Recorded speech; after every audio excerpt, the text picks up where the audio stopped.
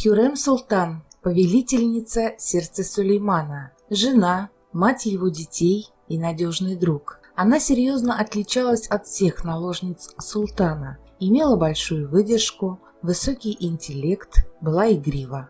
Но самое важное качество Хюррем – безоговорочное служение своему Сулейману, огромная любовь и преданность. Сложно себе представить, через какие беды пришлось пройти Хюррем, прежде чем она стала управлять гаремом и заняла прочные позиции в сердце повелителя. Казалось, что эта молодая, умная, но не очень красивая девушка добилась всего, о чем только могла мечтать любая наложница. Однако в жизни султанши пошло все не так, как она хотела, и одной из главных ее задач так и не суждено было быть решенной.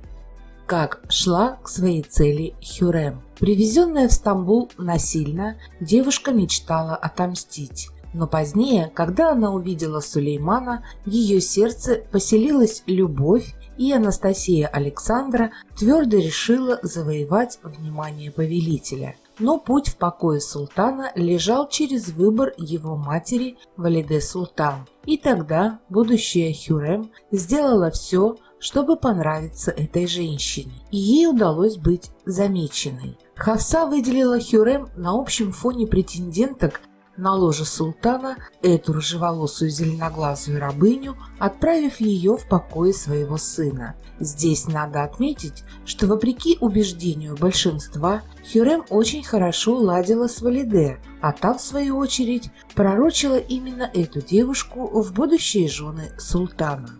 Итак, в покое Сулеймана рабыня попала, и следующий ее шаг – завоевать его любовь. Здесь на помощь Роксолане пришли ее ум, проницательность, веселый нрав и усердие. Уже после нескольких совместных ночей султан был наповал сражен своей новой наложницей и не хотел видеть у себя в покоях более никого. Выходит, что задача по освоению сердца султана Хюррем удалась. А что дальше? Хюррем понимала, что любовь любовью, но ты будешь никто, если не родишь падишаху наследника. Важно было родить Шехзаде. Здесь равных во дворце для этой рабыни не было. Она умудрилась подарить Сулейману 6 детей, 5 из которых были потенциальными наследниками мальчиками.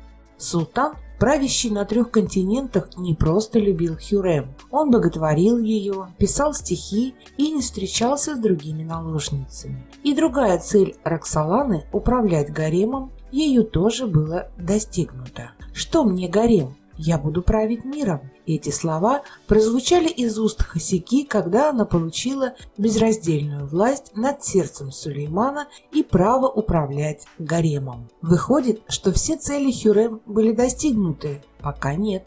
Она мечтала, что когда-нибудь именно ее Шехзаде взойдет на престол. Для решения этой задачи в ход шли всевозможные и недопустимые где-то идеи. Однако, хоть султанша и не увидела, как это произошло, но все же именно ее сын Селим занял трон. Тут, казалось бы, пусть даже после смерти, но все, за что боролась Хасеки, сбылось. Но нет. Какую свою еще одну мечту так и не реализовала Хюррем? И почему? Ответьте в комментариях. Мнение же автора ждет вас в первом комментарии к этому видео.